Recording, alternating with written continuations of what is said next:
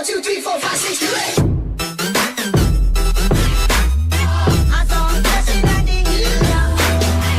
YouTube, hoje eu estou aqui para ensinar como fazer uma porta automática inteligente. Então vamos lá para o tutorial para o vídeo não se prolongar muito. Vamos lá, vocês colocam 3 por 3. Vocês furam aqui, ó. Vocês furam aqui.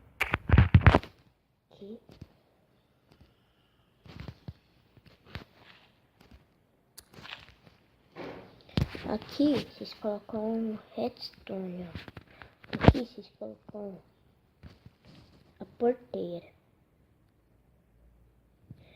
Pronto, galera. Tá feito. Agora, por cima aqui vocês colocam o carpete.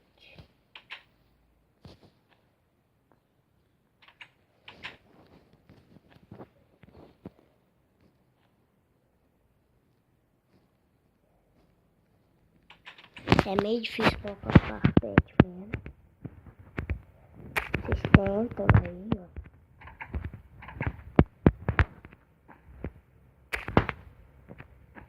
Ó, deu, galera. Pronto. A porta está feita. Agora vocês colocam um botão aqui, ó, para a porta se abrir. Porque senão não vai funcionar.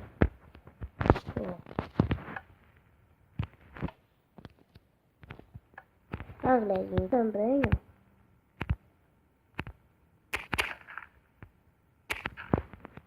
ó. Aqui, ó. Aqui tem que colocar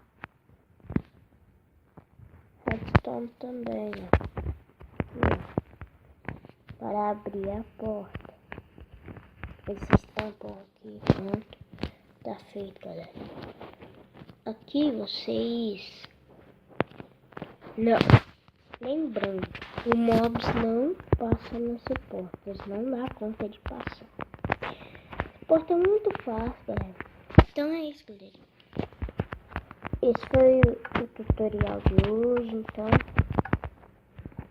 se inscreva-se no meu canal para me ajudar, por favor. Porque senão eu tenho só 11 inscritos. Se eu chegar a 100 inscritos, eu vou começar a fazer uma série. Meu amigo. Aí vocês, se vocês quiserem a série, começa a fazer aí. E beleza, é isso então.